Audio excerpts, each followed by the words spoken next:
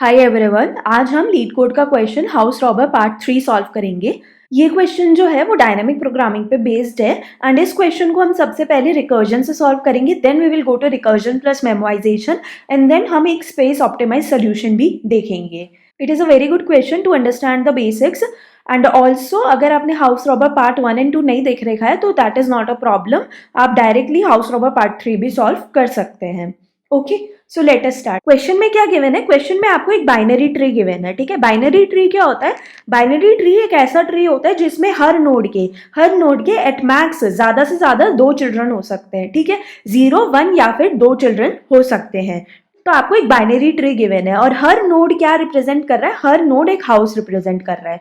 ठीक है, और हर नोड के अंदर जो वैल्यू प्रेजेंट है वो ये रिप्रेजेंट कर रही है कि इस हाउस के अंदर कितना अमाउंट ऑफ मनी पड़ा हुआ है। अब क्या होता है, एक थीफ आता है एंड थीफ जो है वो स्टार्ट करता है रूट नोड से।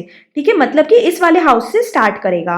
ओके, तो अगर वो रूट नोड से स्टार्ट करता है तो वो धीरे धीरे एडजेसेंट नोड्स को भी विजिट करता है और वो इस तरीके से रॉबरी करता है कि कभी भी वो 2 एडजेसेंट हाउसेस को एक साथ रॉब नहीं करता है।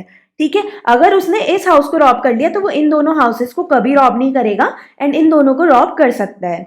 ठीक है, तो आपको बताना है मैक्सिमम अमाउंट ऑफ मनी जो थीफ ले जा सकता है। ठीक है, तो आपको क्या बताना है? मैक्सिमम अमाउंट ऑफ मनी जो थीफ चुरा सकता है by robbing these houses given the condition कि कभी भी वो एडजेसेंट 2 नोड्स को रॉब नहीं करता है। ओके, तो यहाँ पर हम देख सकते हैं अगर वो रूट नोड को रॉब कर ले तो उसके पास 3 अमाउंट ऑफ मनी आ जाएगा एंड देन वो इन दोनों को रॉब नहीं कर पाएगा क्योंकि ये दोनों जो है वो इस वाले नोड के एडजेसेंट है एंड उसके नीचे वाले जो 2 नोड्स हैं वो एडजेसेंट नहीं है, तो वही इन दोनों को रॉब कर लेगा। राइट, तो 3 + 1 और उसके पास मनी आ जाएगा, तो टोटल अमाउंट ऑफ मनी जो उसके पास आएगा 7। अब एक तरीका हो सकता है कि वो रूट नोड से चोरी ना करे बल्कि रूट नोड से होते हुए इन दोनों नोड्स पर आ जाए, मतलब कि इन दोनों हाउसेस पर आ जाए और इन दोनों हाउसेस से चोरी कर ले। That means 2 + 3 5 amount of money चुरा ले। अब इसको भी नहीं चुरा पाएगा तो ऑलरेडी वो एडजेसेंट नोड्स में से चोरी कर चुका है, तो इन दोनों से भी वो चोरी नहीं कर पाएगा। राइट, तो टोटल अमाउंट ऑफ मनी उसके पास जो आया इस केस में वो आया 5। अगर आप देख सकते हो तो मैक्सिमम अमाउंट ऑफ मनी कहाँ से आया? पहले वाले केस में जहां पर उसने इस वाले हाउस को और इस वाले हाउस को और इस वाले हाउस को चुराया था। राइट, तो उसके पास 7 अमाउंट ऑफ मनी आया, तो आपका आंसर क्या हो जाएगा? 7। That is the maximum amount of money जो चोर चुरा सकता है। तो यहाँ पर आप क्या देख सकते हो?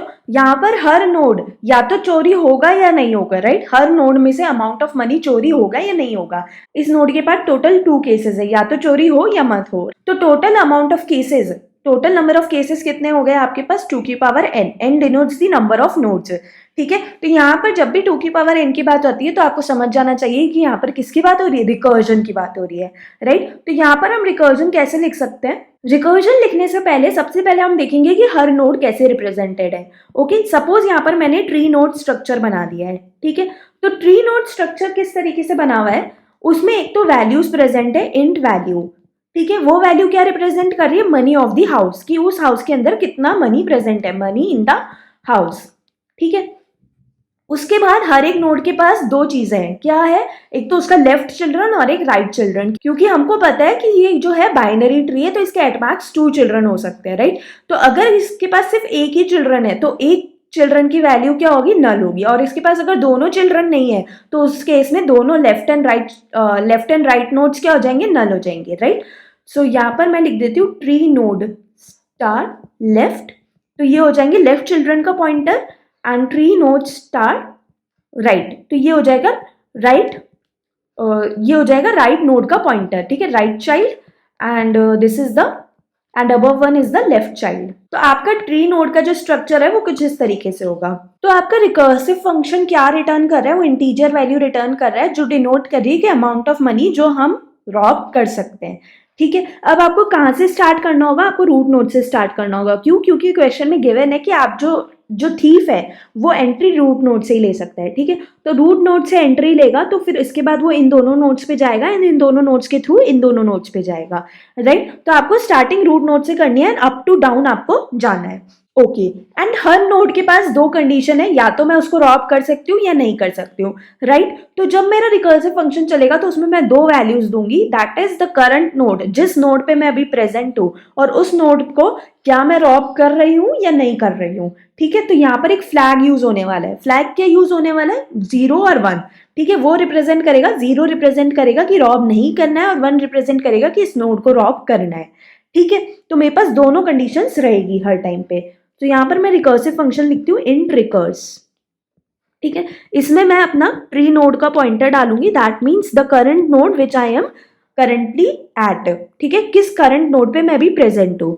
ठीक है, और एक इंट फ्लैग जो डिनोट करेगा कि इसको इस वाले नोड को, इस वाले हाउस को रॉब करना है कि नहीं करना है। तो सबसे पहले आपको एक इंट मनी डिक्लेयर करना होगा। ये मनी क्या स्टोर करेगा कि इस रिकर्सिव मेथड से मैं अमाउंट ऑफ मनी, मतलब रिकर्जन में हो क्या रहा है, रिकर्जन में आप क्या करते हो, हर एक केस चेक करते हो। तो पहला केस क्या हो सकता है कि हाउस 1, हाउस 4 एंड हाउस 5 को रॉब करूं, और दूसरा केस हो सकता है house 3 and house 2 and house 3 को रॉब करूं, एंड ऐसे बहुत सारे केसेस बन सकते हैं, राइट। तो रिकर्सिव फंक्शन से क्या होता है, आप हर एक केस चेक करते हो।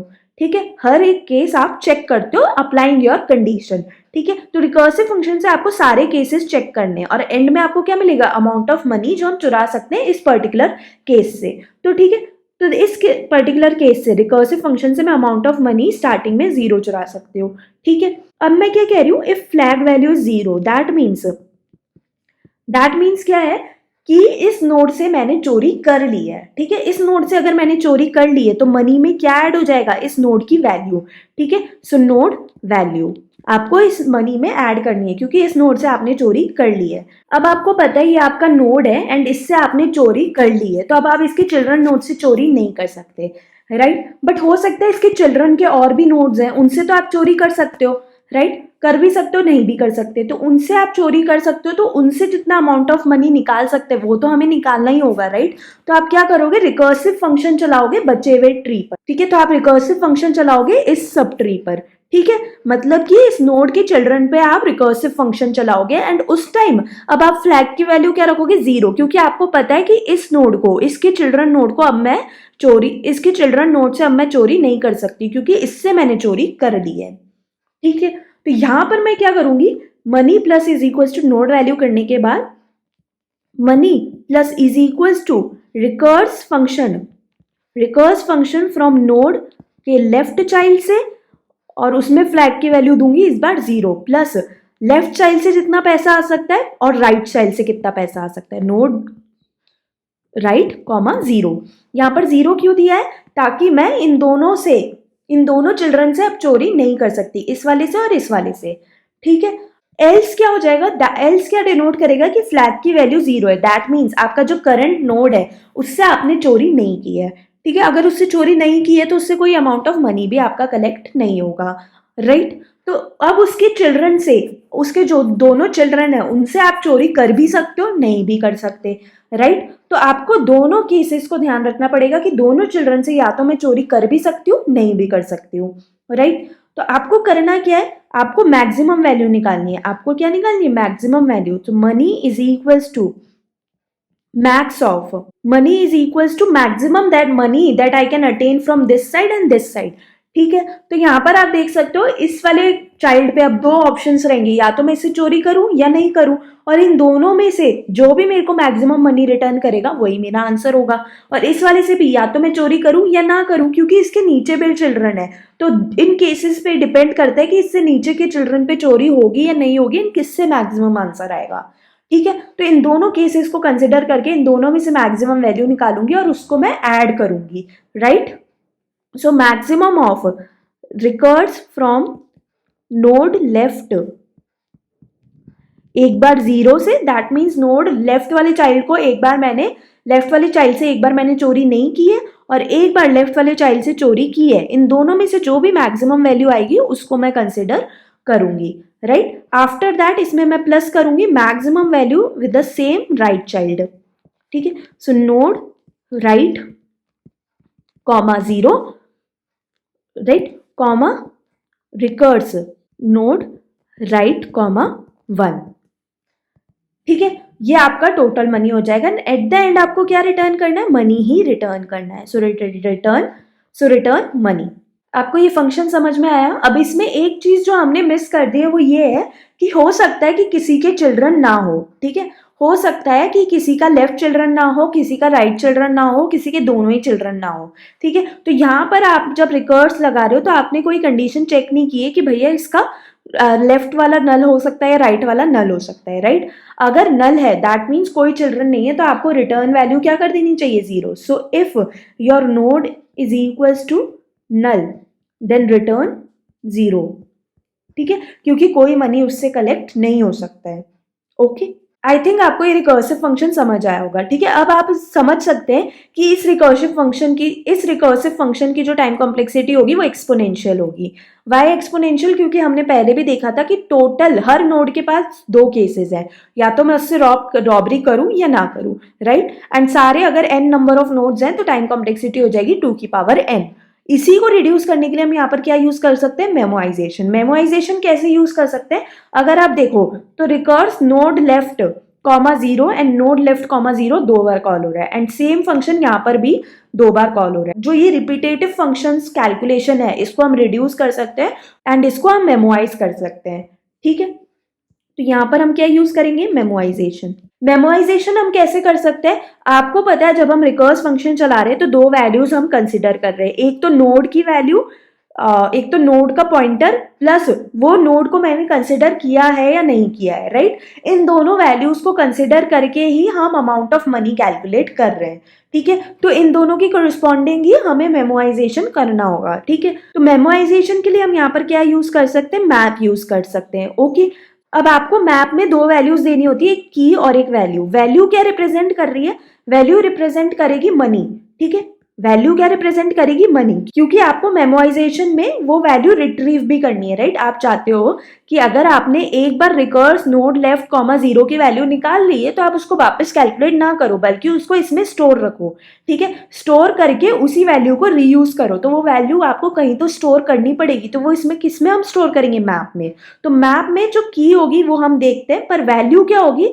Value is the amount of money that we want to retrieve, ठीक है। तो वैल्यू जो होगी वो मनी होगी, ठीक है। और मनी क्या है? इंटीजर। दैट मीन्स आपकी वैल्यू क्या होगी? इंट, ठीक है। अब की क्या होगी? की हम देख सकते हैं यहाँ पर हम रिकर्स फंक्शन चला रहे हैं तो 2 वैल्यूज, 2 चीजें हमेशा ध्यान में रख रहे हैं कि कौन सा नोड है और उस नोड को हमने कंसिडर किया है या नहीं किया है। दैट मीन्स उस नोड को हमने रॉब किया है या नहीं किया है, राइट। तो 2 वैल्यूज है, अगर 2 वैल्यूज है तो हम क्या बना सकते हैं? पेयर, ठीक है। पेयर ऑफ किस चीज का बनेगा? पहली चीज यहाँ पर क्या है?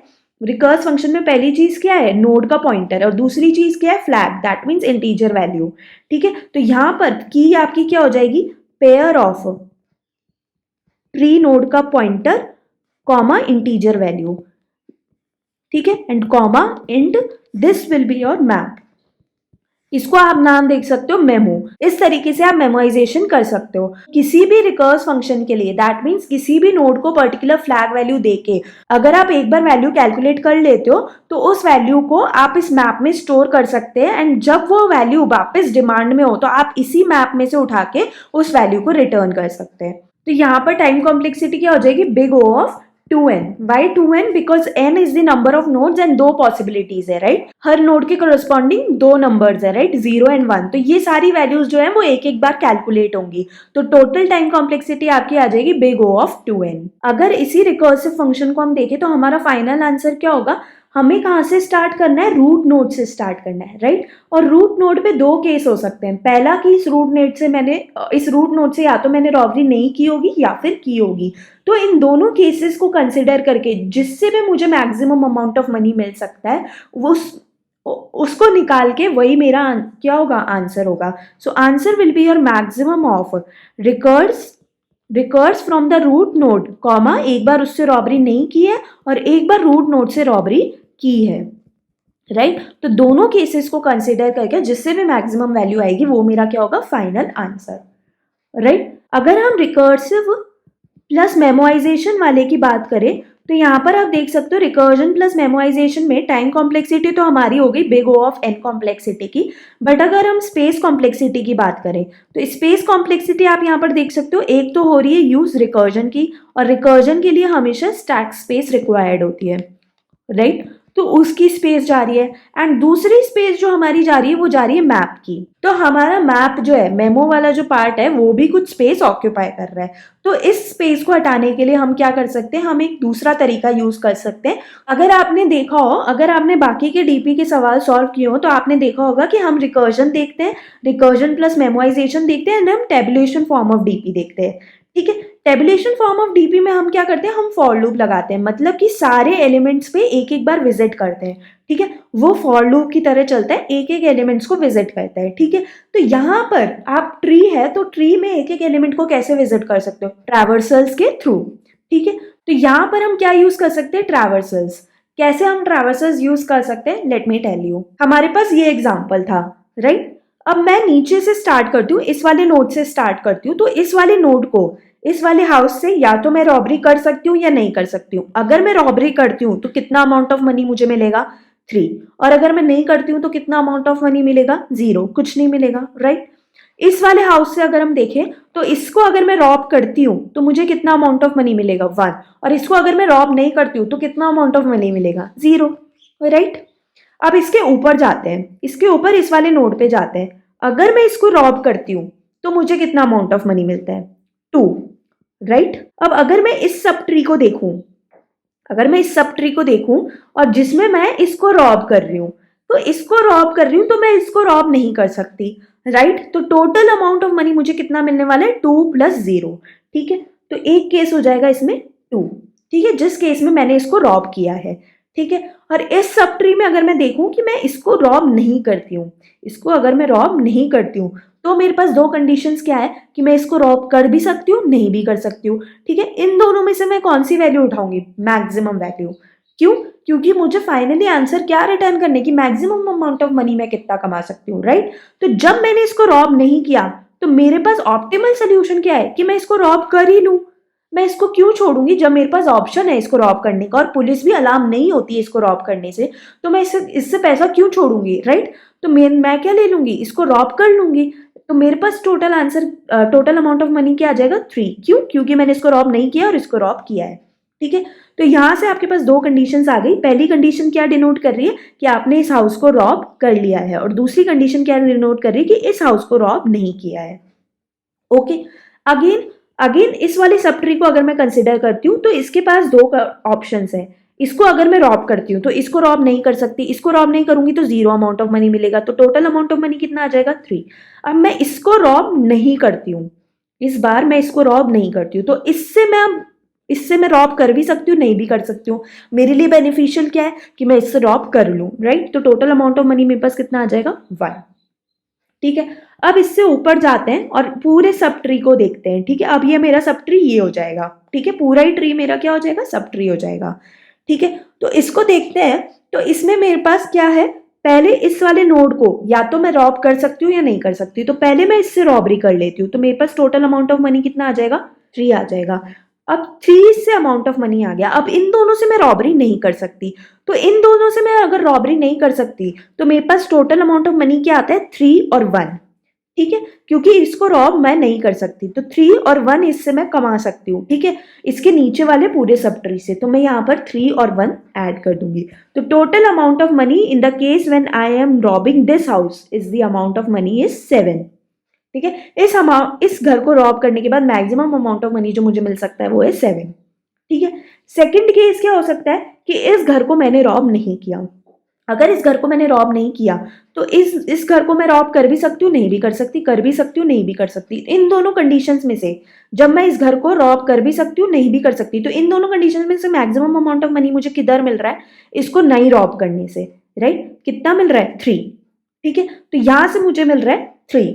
अब इस वाले केस को देखेंगे तो इसको मैं या रॉब करूं या ना करूं, मुझे मैक्सिमम अमाउंट ऑफ मनी किससे मिल रहा है, इसको रॉब करने से, ठीक है, तो मुझे कितना अमाउंट ऑफ मनी मिल रहा है 3, तो यहाँ से मुझे अमाउंट ऑफ मनी मिल रहा है 3।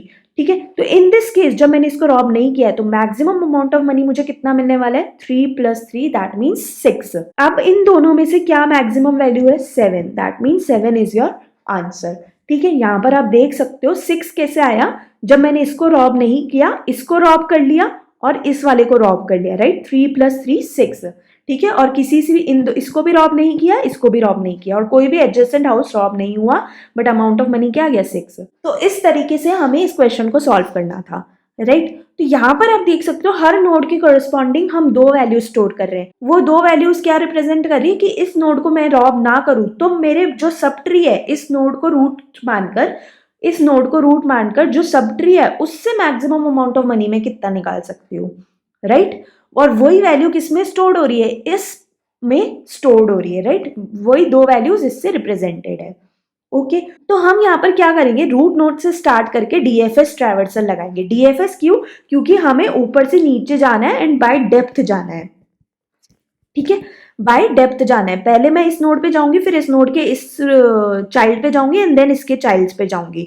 तो यहाँ पर आप देख सकते हो आप किस में जा रहे हो, डेप्थ में जा रहे हो, इसलिए यहाँ पर मैं क्या यूज करने वाली हूँ, डीएफएस। तो डीएफएस लगाते टाइम आपको पता है जो आपका डीएफएस जो है वो क्या रिटर्न करेगा, पेयर रिटर्न करेगा।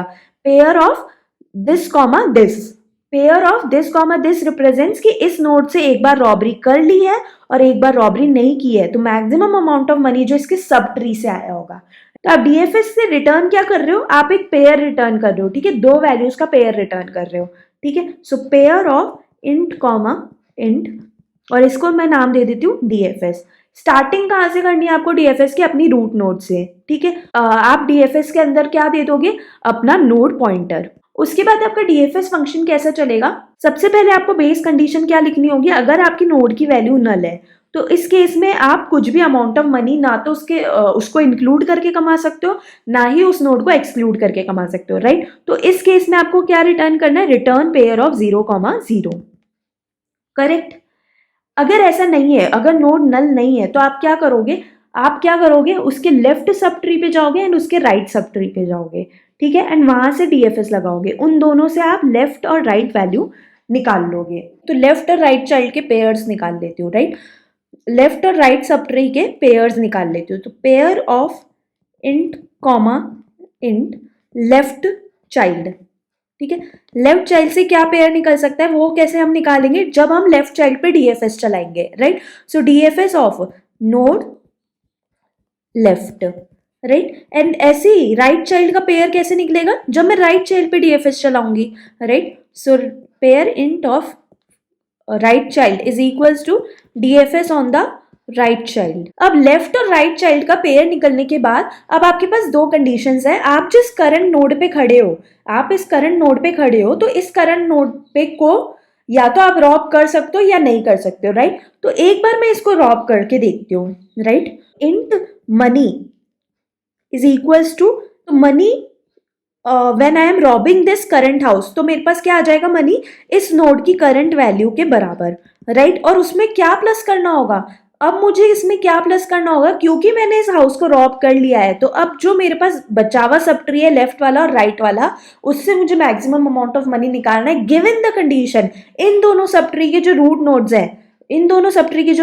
हैं, अब उनसे मैं चोरी नहीं कर सकती हूँ। दैट मीन्स इस पेयर की सेकेंड वैल्यू मुझे कंसिडर करनी है, राइट। दैट मीन्स दोनों चिल्ड्रन की जो सेकेंड वैल्यूज है वो मुझे कंसिडर करनी है। तो money rob plus is equals to क्या हो जाएगा, लेफ्ट चाइल्ड की second value and right child की भी सेकेंड वैल्यू आपको इसमें प्लस करनी होगी, करेक्ट। और जब ये तब का मनी है जब मैंने करंट नोड को रॉब किया है। अब अगर मैं करंट नोड को रॉब नहीं करती हूँ, so money while not robbing the current node is equals to 0। अब मेरे पास क्या कंडीशन है कि इस वाले सब ट्री से जो मैक्सिमम अमाउंट ऑफ मनी कमा सकती हूँ एंड इस वाले सब ट्री से जो मैक्सिमम अमाउंट ऑफ मनी मैं कमा सकती हूँ, उन दोनों को प्लस कर दूंगी, गिवन कोई कंडीशन नहीं है, क्योंकि इसके पास अब कोई कंडीशन नहीं है। इससे मैं रॉब कर भी सकती हूँ, नहीं भी कर सकती हूँ, क्योंकि इसके पेरेंट को तो मैंने रॉब किया ही नहीं है। एंड सिमिलरली विद दिस, ठीक है। तो जो दोनों पेयर्स निकले इसमें से भी आप मैक्सिमम वैल्यू निकाल लो और इन दोनों में से भी आप क्या निकाल लो, मैक्सिमम वैल्यू, एंड उसको आप क्या कर दोगे, ऐड कर दोगे, right. So int so money plus is equals to maximum of left child की first value comma left child की सेकेंड वैल्यू, इन दोनों में से जो भी मैक्सिमम वैल्यू है उसको ले लेंगे और उसमें क्या प्लस कर देंगे, राइट चाइल्ड की वैल्यूज, राइट। सो राइट चाइल्ड की मैक्सिमम वैल्यू, सो राइट चाइल्ड की first value comma right child की सेकेंड वैल्यू, दोनों से जो मैक्सिमम वैल्यू आएगी उसको मैं इसमें प्लस कर दूंगी। एंड एट द एंड आपको क्या करना है, आपको इन दोनों केस में से मनी, जब मैंने इस करंट नोट से रॉबरी की है तो उससे क्या अमाउंट ऑफ मनी निकला, और इस करंट नोट से जब रॉबरी नहीं की है, इन दोनों केसेस को कंसिडर करके जो भी मैक्सिमम वैल्यू होगी वो आपको रिटर्न करनी होगी। So return maximum of this money comma money rob, okay. And इसकी स्पेस कॉम्प्लेक्सिटी क्या हो जाएगी, इसकी स्पेस कॉम्प्लेक्सिटी, सिंस हम डीएफएस फंक्शन यूज कर रहे हैं तो डीएफएस फंक्शन की स्पेस कॉम्प्लेक्सिटी क्या होती है, figure of V, where V denotes the number of vertices. तो यहाँ पर मैक्सिमम नंबर ऑफ वर्टाइसेस कितने हैं, n, so big O of n is the space complexity, ठीक है। टाइम कॉम्प्लेक्सिटी की बात करें तो टाइम कॉम्प्लेक्सिटी कितनी होती है डीएफएस फंक्शन की, v plus E, where v represent number of nodes and e represents number of edges. तो यहाँ पर टाइम कॉम्प्लेक्सिटी भी आपकी क्या हो जाएगी, big O of n। So let us try to solve this problem first using recursion, ठीक है। तो रिकर्जन में हमने देखा था कि हमारा फंक्शन क्या रिटर्न कर रहा था, इंटीजर वैल्यू, और उसमें हम दो वैल्यूज पुश कर रहे थे, एक तो हमारे नोड का पॉइंटर एंड दूसरा फ्लैग कि इस हाउस को मैंने रॉब किया है या नहीं किया है, राइट। एंड आपका फाइनल आंसर क्या होता है, आपका फाइनल आंसर होता है मनी, ठीक है। आपका फाइनल आंसर आपको क्या रिटर्न करना है, अमाउंट ऑफ मनी जो हम मैक्सिमम कलेक्ट कर सकते हैं।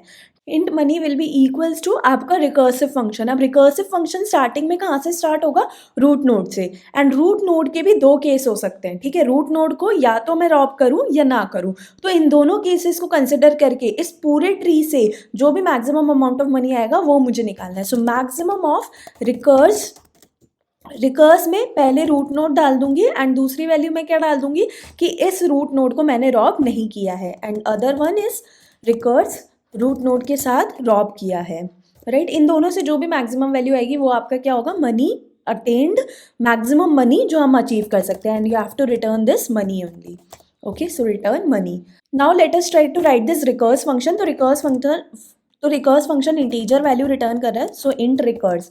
अब इसमें दो वैल्यूज हम पुश कर रहे हैं, नोड का pointer, right, so tree node, okay, and एक फ्लैग वैल्यू जो डिनोट कर रही है कि इस रूट नोड को हमें इस नोड को हमें रॉब करना है या नहीं करना है, right. And after that you have to return money. So initially हमें मनी 0 रखना है क्योंकि अभी तक हमने किसी भी चीज़ को रॉब नहीं किया है, ओके।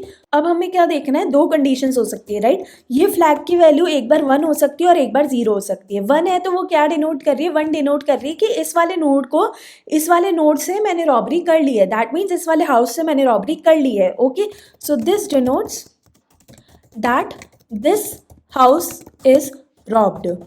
अगर ये हाउस में से आपने रॉबरी कर ली है तो आप कितना अमाउंट ऑफ मनी इस हाउस में से कलेक्ट कर सकते हो, money plus is equals to node value. जिस नोड में जितनी भी वैल्यू प्रेजेंट है उतनी वैल्यू आप इस हाउस से अटेन कर सकते हो, ठीक है। अब आपके पास क्या कंडीशन है, अब इसके जो लेफ्ट चिल्ड्रन होगा और राइट चिल्ड्रन होगा उन दोनों को आप रॉब नहीं कर सकते, ठीक है। तो आप जब रिकर्सिव फंक्शन चलाओगे लेफ्ट सब ट्री और राइट सब ट्री पे, उस पर क्या कंडीशन दोगे कि लेफ्ट चाइल्ड की फ्लैग वैल्यू 0 रखनी है और राइट चाइल्ड की भी फ्लैग वैल्यू 0 रखनी है, right.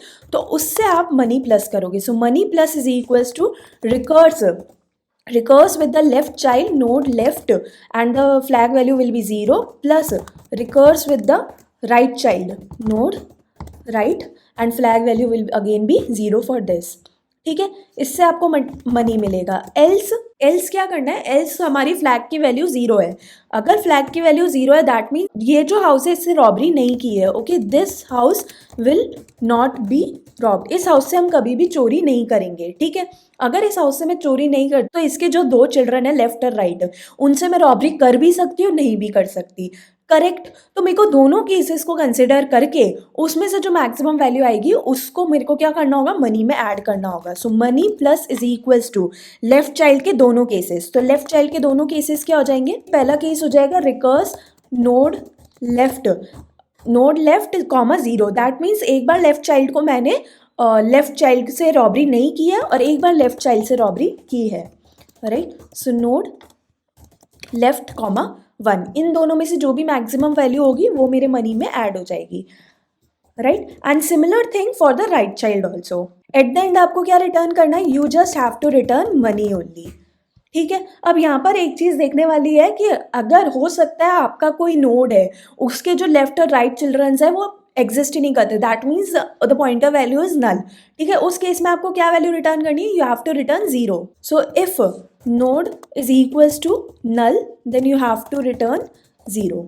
Okay, test cases got pass, let us try to submit this. ठीक है, तो आपको दिख रहा है यहाँ पर हमको क्या एरर आ रहा है, टाइम लिमिट एक्सीडेड। एंड आपको पता भी है कि ये जो है ये एक्सपोनेंशियल टाइम कॉम्प्लेक्सिटी लेगा, तो इसको हम डिक्रीज करने के लिए क्या यूज करते हैं, मेमोराइजेशन। और मेमोराइजेशन के लिए हम क्या बना रहे थे, एक मैप बना रहे थे, राइट। और मैप किस चीज का बना रहे थे, map of pair of tree node pointer and integer value, right. And value क्या रखेंगे हम, ये हमारा की हो गया पेयर, एंड वैल्यू क्या थी, इंटीजर वैल्यू जो स्टोर कर रही थी मनी, ठीक है। इसको मैं नाम दे देती हूँ मेमो। ओके, जब भी कोई वैल्यू कैलकुलेट करोगे तो सबसे पहले उसको क्या करोगे, मेमोराइजेशन मैप में स्टोर कर दोगे, राइट। तो यहाँ पर जैसे मैं रिटर्न 0 कर रही हूँ तो मैं इसको मेमो में स्टोर कर लेती हूँ।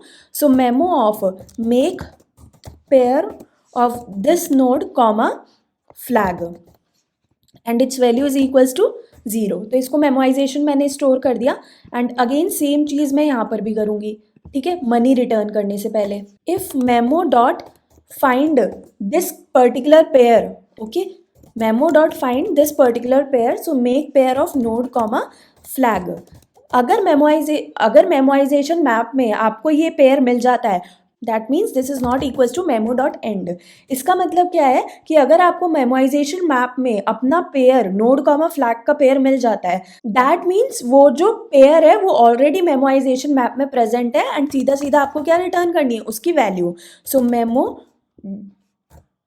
Memo value of this pair, so make pair of node comma flag, right. Okay, let us submit this. अब हम क्या कर सकते हैं, अब हम इसको भी ऑप्टिमाइज कर सकते हैं जैसा हमने देखा था यूजिंग दी DFS, ठीक है। तो यहाँ पर अब मैं DFS फंक्शन यूज करती हूँ। तो आपको सबसे पहले पता है आपका DFS फंक्शन क्या रिटर्न कर रहा था, पेयर रिटर्न कर रहा था, right. Pair of int comma int आपका DFS फंक्शन रिटर्न कर रहा था, ठीक है। और उसमें एक ही वैल्यू हम पास कर रहे थे, वो था हमारा नोड पॉइंटर, ठीक है। इसको मैं नाम देती हूँ नोड, ठीक है। अब जब आपके नोड की वैल्यू नल है तो आपको क्या रिटर्न करना है, आपको 0,0 का पेयर रिटर्न करना है। So return make pair of 0,0, right. Next आपको क्या करना है, आप किसी भी नोड पे प्रेजेंट हो तो आपको क्या वैल्यू निकालनी है, आपको उसके लेफ्ट नोड से पेयर निकालना है और उसके राइट नोड से भी पेयर निकालना है, राइट। तो पहले मैं लेफ्ट नोड से पेयर निकाल लेती हूँ। So left is equals to क्या हो जाएगा, DFS on its left child, so node left, right। and similarly DFS on the right child से आपको right pair मिल जाएगा, ठीक है। so DFS on the right child, ठीक है। ये करने के बाद आपके पास दो कंडीशंस होती है कि इस नोड को या तो मैं रॉब कर लूँ या फिर ना करूँ, ओके। तो एक बार इस नोड से रॉबरी करके मुझे क्या अमाउंट ऑफ मनी मिल जाएगा, इस नोड की वैल्यू के बराबर, राइट। ओके, तो ये अमाउंट ऑफ मनी है व्हेन आई एम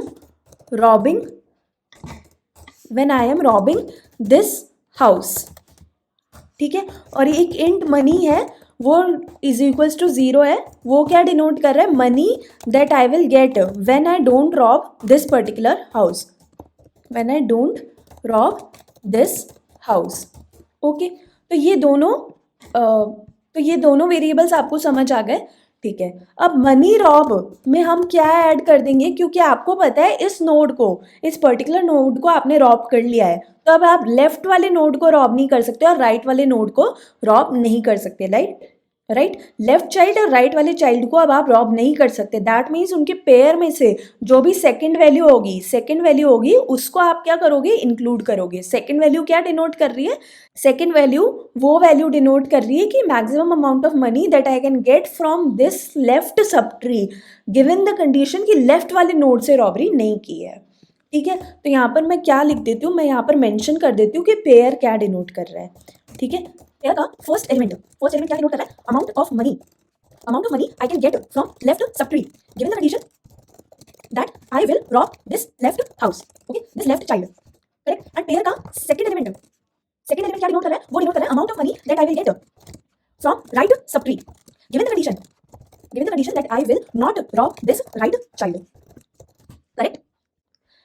ठीक है, तो मनी रॉब में आप क्या ऐड कर दोगे, लेफ्ट वाले की सेकंड वैल्यू और राइट वाले की भी second value, right. So left dot second plus right dot second, okay. And money में आप क्या ऐड करोगे, मनी डिनोट कर रहा है कि इस वाले नोट से मैंने रॉबरी नहीं की है, दैट मीन्स मैं लेफ्ट वाले नोट से या तो रॉबरी करूं या ना करूं, और राइट वाले नोट से भी या तो रॉबरी करूं या ना करूं. अब मैं क्या कौन सी वैल्यू लूंगी, लेफ्ट वाले सब ट्री में मैं देखूंगी कि मैक्सिमम वैल्यू लेफ्ट वाले चाइल्ड को रॉब करके आ रही है या नहीं आ रही है, right. So maximum of left dot first comma left dot second, ठीक है. दोनों केस करके देख लूंगी कि लेफ्ट वाले चाइल्ड को एक बार रॉब करके जो लेफ्ट वाले सब ट्री से वैल्यू आएगी, एंड एक बार लेफ्ट वाले चाइल्ड को रॉब ना करके जो वैल्यू आएगी, उन दोनों में से जो भी मैक्सिमम वैल्यू होगी उसको मैं कंसिडर कर लूंगी. एंड सेम चीज मैं क्या करूंगी, राइट वाले के लिए करूंगी. So right dot first comma right dot second, correct. And at the end का आपको क्या रिटर्न करना है, आपको पेयर रिटर्न करना है. So return make pair of, इस नोड को रॉब करके जो मैं मनी निकाल सकती हूँ इस पूरे सब ट्री से, ठीक है. इस नोड को रॉब करके इस नोड को ही रूट मान के इसके जो ट्री बन रहा है उस सब ट्री से मैं कितना अमाउंट ऑफ मनी निकाल सकती हूँ, और वो किस में स्टोर्ड है, मनी रॉब में, ठीक है. एंड कॉमा मनी, ठीक है. पेयर इस चीज़ का ही बनेगा, okay. So at the end you have to return this pair, okay. आपका फाइनल आंसर क्या होगा, फाइनल आंसर में आपको पेयर मिलेगा, राइट. फाइनल आपको डीएफएस चलाने पे क्या मिलेगा, रूट नोड पे डीएफएस चला के आपको मिलेगा कि इस रूट नोड को या तो मैं रॉब कर रहा हूँ या फिर नहीं रॉब कर रहा हूँ, राइट. जैसे रिकर्स फंक्शन में हमने दो कंडीशंस देखी थी रूट नोड से, ठीक है. तो उन दोनों का पेयर आपको मिल जाएगा और उन दोनों में से जो भी मैक्सिमम वैल्यू होगी उसको आपको रिटर्न करनी होगी, राइट. सो यहाँ पर मैं लिख देती हूँ pair of int comma int P is equals to क्या हो जाएगा, DFS from the root node, ठीक है. अब इसमें से आपको क्या रिटर्न करनी है, maximum value. So return maximum of P dot first comma P dot second, because P dot first and P dot second में यही दोनों केसेस प्रेजेंट है, right. Let us try to run this, let us try to submit this.